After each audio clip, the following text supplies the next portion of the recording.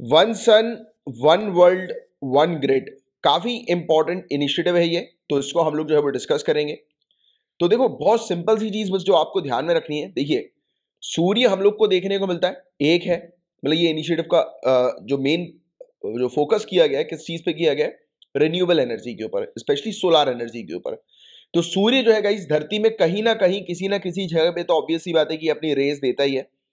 जैसे हमारे यहाँ अगर अंधेरा होगा तो कहीं ना कहीं किसी ना किसी जगह पर तो उजाला होगा ही होगा, राइट। तो ये वाली बात आप सभी लोग जानते हैं, नॉर्मल, आप ज्योग्राफी के student, you know about it, right. तो एक सूर्य हमें देखने को मिलता है, दुनिया भी एक ही है, तो बोल रहे हैं हम एक ही ग्रिड बनाएंगे। इसका क्या मतलब हुआ, मतलब ये समझना आपके लिए जरूरी है। देखो आप इस तरीके समझिए, ये सोलार ग्रिड हम लोग को देखने को मिलता है, जो फोटो में आपको जो है वो दिखाई दे रहा है। सूर्य की किरणें जो है वो इसके ऊपर पड़ती हैं और फिर ये क्या होता है, सोलार एनर्जी जनरेट करता है ना। तो ये चीज हमें देखने को मिलती है, सोलार एनर्जी हमें देखने को मिलती है, उससे पावर जो है वो मिलती है, इलेक्ट्रिसिटी जो है वो जनरेट होती है कि नहीं, पता है ना ये वाली बात सभी लोग को। तो मतलब ये कह रहे हैं कि आप क्या करो, ट्रॉपिकल एरियाज में मौजूद जो कंट्रीज है, राइट, जो अपनी अपनी ग्रिड्स जो तैयार करती हैं उसको आपस में इंटरकनेक्ट कर दो। मतलब बात को समझिए, जैसे कि एग्जांपल के तौर पर मैं आपको इलेक्ट्रिसिटी का एग्जांपल लेकर बताता हूं तो आपको और बेटर तरीके से समझ में आएगा। देखिए इलेक्ट्रिसिटी पावर हाउस में जो है वो जनरेट हो रही है ना। अब इस पावर हाउस से अपन सभी के घरों तक खंबे के थ्रू हम लोग को देखने को मिलता है, राइट, कि इलेक्ट्रिसिटी जो है वो आती है कि नहीं, सभी के घरों तक खंबे के थ्रू जो है वो इलेक्ट्रिसिटी आती है। तो इलेक्ट्रिसिटी हमें देखने को मिलती है कि नहीं, यही होता है ना, यही सिस्टम हम लोग को देखने को होता है कि जनरेट जो हो रही है वो कहीं और हो रही है, बट हमने क्या किया, खंबे जो है वो लगा के रखे हैं, उसके माध्यम से इलेक्ट्रिसिटी हमारे घर तक आ रही है। तो ये कह रहे हैं कि पूरे दुनिया भर में सूर्य जो है वो अपनी किरणें देता है, तो पूरे दुनिया भर में ये ग्रिड्स होने चाहिए जो कि हमेशा जो है वो काम करे सोलर एनर्जी को जनरेट करने का, स्टोर करने का, और ये सभी लोग, सभी कंट्री जो है वो यूज कर सके। तो इंटरकनेक्ट करने की बात कर रहे हैं, कितनी बेहतरीन चीज है, राइट, कि सभी नेशन जो है वो आपस में इंटरकनेक्टेड हो जाएंगे, जिससे कि सभी नेशंस रिन्यूएबल एनर्जी का उपयोग जो है वो भरपूर तरीके से कर पाएंगे। मतलब ये मान के चलो कि यहां पर ये जो आप कह रहे हैं ना नेशनल बाउंड्रीज, उसको क्रॉस करके ये इनिशिएटिव हमें बहुत बेहतरीन सा देखने को मिल रहा है। मतलब कि यहां पर जैसे कोई भी एक पर्टिकुलर कंट्री का एक सिंगल अपना खुद का ग्रिड नहीं होगा, सभी का कलेक्टिव ग्रिड होगा, कि जितनी भी सोलर एनर्जी इस ग्रिड के माध्यम से जनरेट होगी वो सभी कंट्री जो है वो यूज कर सकेंगी। तो कितनी बेहतरीन चीज है। बट हाँ, पॉइंट टू बी नोटेड, जब ये इंप्लीमेंट किया जाएगा तो ऑब्वियस सी बात है कि कंट्रीज का अपना अपना एक अलग शेयर जो है वो एलोकेट किया जाएगा, क्योंकि ऑब्वियस सी बात है यार कि इससे जो छोटी कंट्रीज हम लोग को देखने को मिलेंगी वो कहीं ना कहीं उनको लगेगा कि अरे उनको जो है वो नुकसान हो रहा है, राइट। इवन फंड्स की भी अगर हम लोग बात करें तो उस परस्पेक्टिव से भी हम लोग को अलग अलग कंट्रीज के अलग अलग शेयर देखने को मिलेंगे। बट हाँ, ये जो इनिशिएटिव होगा वो कलेक्टिवली सभी कंट्रीज का जो है वो एक साथ होगा, जो इसकी मेंबर्स हम लोग को देखने को मिलेंगे। कितना बेहतरीन इनिशिएटिव है कि नहीं। तो चलो अपन अब थ्योरी की बात कर लेते हैं, बस यही चीज थी एक समझने वाली इस टॉपिक के अंदर। थ्योरी के थ्रू आपको और बेटर तरीके से समझ में आ जाएगा। मैंने भी आपको कॉन्फ्रेंस ऑफ पार्टी 26 के बारे में जो है वो पढ़ाया था, आपको शायद याद आ रहा हो, अभी हमने कुछ ही समय पहले इस टॉपिक को जो है वो डिस्कस किया है। अगर जिन भी स्टूडेंट्स को नहीं पता इस टॉपिक के बारे में, नीचे कमेंट बॉक्स पर लिख दीजिएगा, मैं पिंड मैसेज जो है वो डाल दूंगा, पिंड कर दूंगा मैसेज, राइट, इसका ये वाले टॉपिक का, कॉन्फ्रेंस ऑफ पार्टी 26 का, तो आपको जो है वो टॉपिक मिल जाएगा, राइट, जिसको हमने जो है वो कवर करवाया हुआ था, डिस्कस किया हुआ था कि इंडिया ने जो है वो क्या क्या कदम जो है वो उठाए हैं, या बात करी है कि इंडिया जो है वो कौन से इनिशिएटिव जो है वो लेकर आएगी कॉन्फ्रेंस ऑफ पार्टी 26 में, जो अनाउंसमेंट किए हमने, तो वो पूरा डिटेल में मैंने आपको कवर करवाया हुआ है। तो ये इनिशिएटिव जो है गाइस, ये अनाउंस किया गया था, ये one sun one world one grid का। ये देखो ये इसकी अनाउंसमेंट हुई थी, हालांकि one sun one world one grid का इनिशिएटिव काफी पुराना है, इसको मैं रेगुलर स्टूडेंट्स को कई बार पढ़ा चुका हूँ, राइट। तो इंडिया और यूके ने मिलकर जो है वो इसकी अनाउंसमेंट जो है वो करी थी कि ये सोलार एनर्जी को जो है वो स्टोर करेंगे, राइट, और फिर have it travel seamlessly across the border. तो वही चीज मैं आपको समझा रहा था कि सोलार एनर्जी जो है स्टोर होने के बाद अक्रॉस द बॉर्डर वो ट्रैवल करेगी, मतलब कि हर एक कंट्री जो है वो उसका यूज कर पाएंगे इररिस्पेक्टिव ऑफ कि वो कहां पर जनरेट हुई है, राइट। बहुत बेहतरीन सा इनिशिएटिव है। तो इस इनिशिएटिव की हम लोग बात करते हैं गाइस। देखो, the initiative brings together international solar alliance and the UK green grid initiative complements India focus harnessing the sun's energy. तो हमारा इंटरनेशनल सोलर अलायंस ऑलरेडी है ही, इंटरनेशनल सोलर अलायंस के थ्रू हम लोगों ने इनिशिएटिव लिया है कि ट्रॉपिकल एरियाज पर यानी कि tropic of cancer to tropic of Capricorn के बीच में जो कंट्रीज हैं, तो वो सभी कंट्री जो है वो इंटरनेशनल सोलर अलायंस का हिस्सा बने, यानी कि मैक्सिमम कंट्रीज, और वो सोलर एनर्जी को जनरेट करें और अपने अपने टारगेट जो है वो सेट करें, है ना। तो ये इंटरनेशनल सोलर अलायंस के बारे में मैं आपको पढ़ा चुका हूं, तो ये इनिशिएटिव हमें देखने को मिला। तो ये कह रहे हैं कि जब ऑलरेडी अलग अलग कंट्री ने ग्रिड्स पर काम करना शुरू कर दिया, सोलर एनर्जी को जनरेट करने पर काम करना शुरू कर दिया, तो व्हाई नॉट कि हम इन सभी को जो है वो एक साथ वो कर सके, कोलैबोरेट कर सके, क्यों ना सभी को एक साथ कनेक्ट कर सके इररिस्पेक्टिव ऑफ बाउंड्रीज या बॉर्डर या नेशनल बाउंड्रीज। देखो कितनी बेहतरीन चीज है। The grid will be set up over the next few years, अगले कुछ सालों में ग्रिड जो है वो सेटअप किया जाएगा इंटरनेशनल सोलर अलायंस के द्वारा, जो और इवन एक और इनिशिएटिव है इंडिया का, उसके द्वारा ये ग्रिड जो है वो सेटअप किया जाएगा। और फिर ये ग्रिड से जो जनरेट होगी सोलर एनर्जी, तो सोलर पावर, तो इसका ट्रांसपोर्टेशन होगा अलग अलग कंट्रीज में। तो हम लोग क्या करेंगे, जैसे कि मैंने भी आपको बताया कि पावर हाउस पे इलेक्ट्रिसिटी जनरेट होती है और फिर इसको जो है वो हम लोग खंभों के माध्यम से अलग अलग जगह पर जो है वो भेजते हैं, यानी कि खंभों के माध्यम से, ग्रिड्स के माध्यम से हम लोग घरों तक जो है वो बिजली को पहुंचाते हैं, घरों तक बिजली को भेजते हैं। सेम वैसे ही सोलर एनर्जी जनरेट होगी अलग अलग कंट्रीज में, तो ये अलग अलग कंट्रीज पर अपनी सोलर पावर को जो है वो भेज सकेंगी, ट्रांसपोर्ट कर सकेंगी। कितनी बेहतरीन इनिशिएटिव है। और ये विजन जो है one sun one world one grid के पीछे का, वो ये है द सन नेवर सेट्स, कि सूर्य जो है वो कभी भी अस्त नहीं होता है। सूर्य एक ही जगह पर होता है, धरती गोल घूमती है, इसलिए हमें लगता है कि सूर्य उदय हुआ है, अस्त हुआ है, राइट, सनराइज हुआ है, सेट हुआ है, right, we all know about it, right. आप सभी लोग ज्योग्राफी के स्टूडेंट हैं, आपको पता है। तो कहीं ना कहीं किसी ना किसी समय पर सूर्य अपनी फुल एनर्जी जो है वो ऑब्वियस ही बात है कि ट्रांसफर कर ही रहा है। तो सूर्य की पूरी तरह से हम लोग एनर्जी जो है उसका भरपूर उपयोग करें, सोलर एनर्जी का भरपूर उपयोग करें और उससे इलेक्ट्रिसिटी जो है वो पावर जो है वो जनरेट करें, राइट। तो ये चीज हमें देखने को मिल रही है। और इसके इंप्लीमेंटेशन के लिए एक मिनिस्टीरियल स्टीयरिंग ग्रुप जो है वो क्रिएट किया जाएगा, जो कि भारी मात्रा में सोलर पावर स्टेशंस को एक्सेलरेट करेगा कि बड़े बड़े सोलर पावर स्टेशन जो है वो बने, बड़े बड़े विंड फार्म्स जो है वो तैयार हो, बने, और उसे एक साथ लिंक कर दिया जाए, लिंक कर दिया जाए अलग अलग, मतलब इररिस्पेक्टिव ऑफ नेशनल बाउंड्रीज, यानी कि नेशनल बाउंड्रीज को नहीं देखा जाएगा, इसको पूरे सभी को एक समान देखा जाएगा, राइट। तो ये कितनी बेहतरीन चीज है, राइट।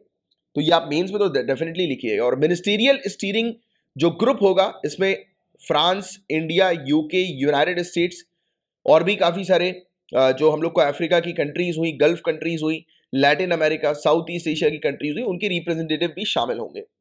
और इस वर्ल्ड ग्रिड का महत्व, सिग्निफिकेंस हमें क्या देखने को मिलेगा, अगर एक सिंगल वर्ल्ड वाइड ग्रिड अगर होगा तो इसके माध्यम से सभी जगहों पर क्लीन एनर्जी का एक्सेस जो है वो हो सकेगा, और एनर्जी को स्टोर करने की जो रिक्वायरमेंट होगी वो भी कम हो जाएगी, क्योंकि कहीं ना कहीं सभी समय पर ये एनर्जी जो है वो ट्रांसफर होती रहेगी। देखो अल्टीमेटली प्रॉब्लम क्या होती है आज की डेट में, स्टोरेज को लेकर, कि यार क्योंकि देखो सूर्य तो अपनी ऑब्वियस ही बात है कि किरणें छोड़ ही रहा है, तो उससे अगर हम ग्रिड्स रखेंगे तो वो ऑब्वियस ही बात है स्टोर करेगा ही करेगा, बट प्रॉब्लम है कि स्टोर करके रखेगा, स्टोरेज ज्यादा लंबे समय तक हम नहीं कर सकते।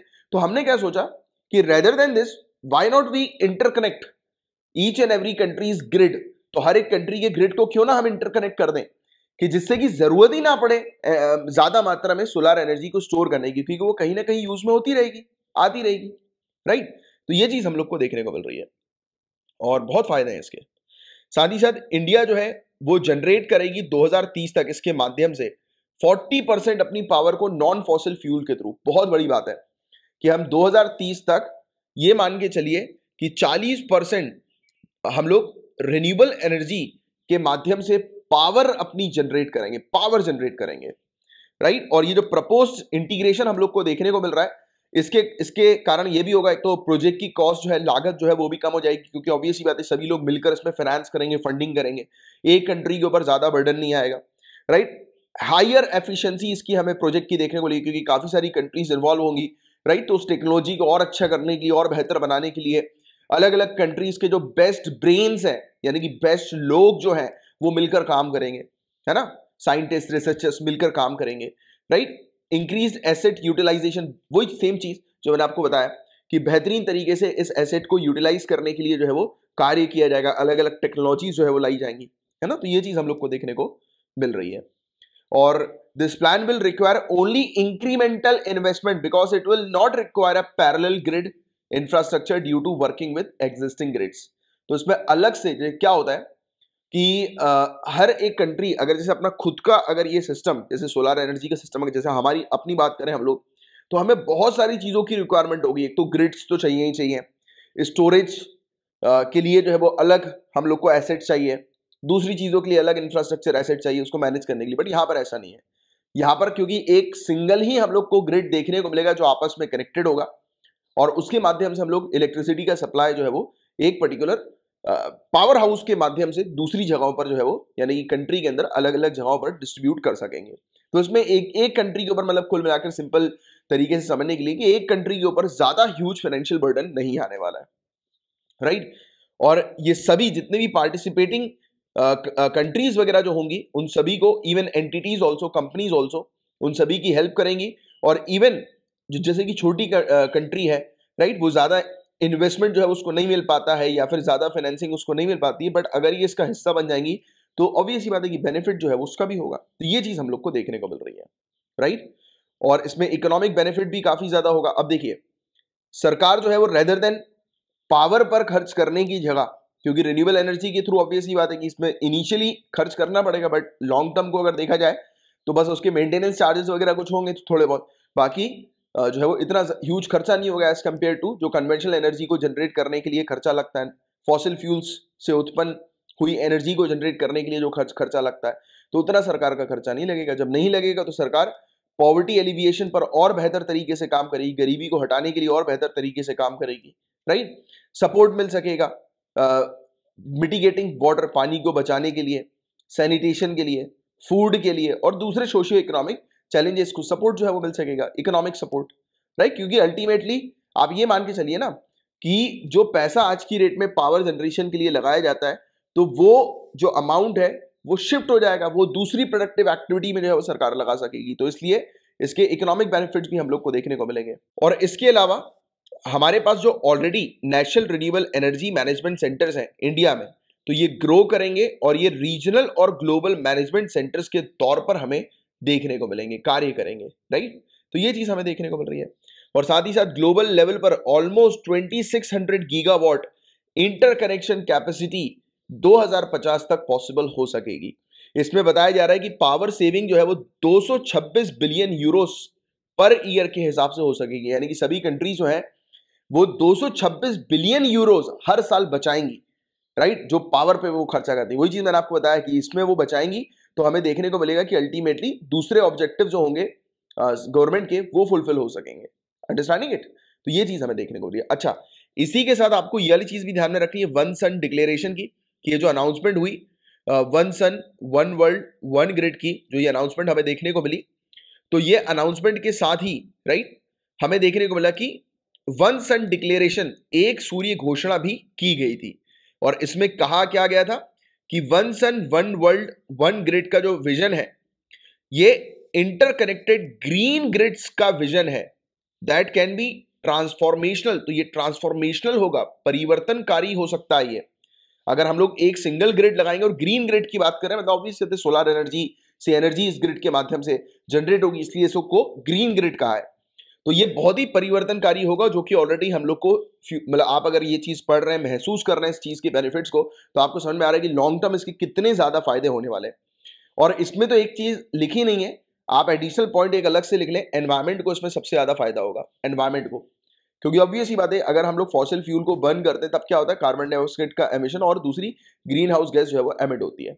बट सोलर एनर्जी के माध्यम से जो इलेक्ट्रिसिटी हम लोग जनरेट करेंगे, तो उसमें कोई भी एमिशन जो है वो नहीं होगा, हार्मफुल एमिशन, हार्मफुल क्या, कोई भी नहीं होगा, जीरो, राइट। तो ये टोटली ग्रीन हम लोग को प्रोजेक्ट देखने को मिल रहा है, वो भी इंटरनेशनल लेवल पर, अक्रॉस द बाउंड्रीज प्रोजेक्ट, और वो भी इंटरकनेक्टेडनेस एक प्रकार की हमें देखने को मिलेगी, राइट। मतलब आप ये कह सकते हैं, एक और पॉइंट आप इसमें अलग टाइप का जो है वो लिख सकते हैं अपने मेंस के आंसर को और अच्छा बनाने के लिए, कि आपस में कंट्रीज के बीच में एक जरिया होगा ये, जिसके चलते कंट्री जो है वो आपस में कनेक्ट होंगी, राइट।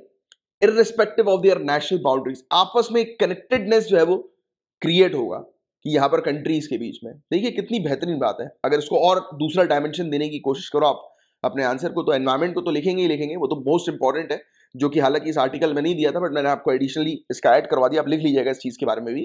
प्लस इंटरकनेक्टेडनेस, राइट, तो कितनी अच्छी चीज है हम लोग को देखने को मिल रही है, राइट। चलो, enabling all of us to meet the targets of Paris agreement, same चीज जो मैंने भी आपको बताने की कोशिश करी पेरिस एग्रीमेंट के तहत, कि टेम्परेचर लेवल को इंक्रीज होने नहीं देना है। तो वो जो गोल्स है पेरिस एग्रीमेंट 2015 का, तो इस गोल्स को जो है वो फुलफिल करने में जो है वो मदद मिलेगी, राइट। तो ये डिक्लेरेशन ये कहता है। और साथ ही साथ to prevent dangerous climate change, वो पेरिस एग्रीमेंट का ऑब्जेक्टिव जो है to accelerate clean energy transition, आज की डेट में हमें ट्रांजिट करना है फॉसिल फ्यूल से रिन्यूएबल एनर्जी की तरफ ट्रांजिट करना है, राइट। कन्वेंशनल फ्यूल से ये जो नॉन फॉसिल फ्यूल वाली जो हमें देखने को मिलती है, उससे जनरेट होती हुई जो पावर हमें देखने को मिलती है, तो उसमें हम लोग को ट्रांजिट करना है, राइट। तो क्लीन एनर्जी में ट्रांजिशन को एक्सेलरेट करेगा ये इनिशिएटिव।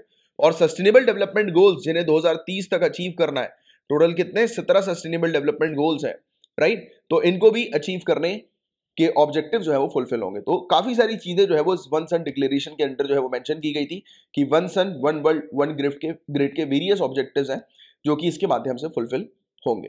काफी शानदार प्रोजेक्ट है ये। और आपको बता दें ये डिक्लेरेशन जो है वो अभी तक 80 कंट्रीज जो हम लोग को इंटरनेशनल सोलर अलायंस की मेंबर कंट्रीज देखने को मिलती हैं, तो उनके द्वारा इसका समर्थन ऑलरेडी दिया जा चुका है। तो ये था गाइस पूरा ओवरऑल टॉपिक। मैं उम्मीद करता हूं बहुत अच्छे से ये टॉपिक आपको समझ में आ गया होगा एंड बहुत इंपॉर्टेंट ये टॉपिक है।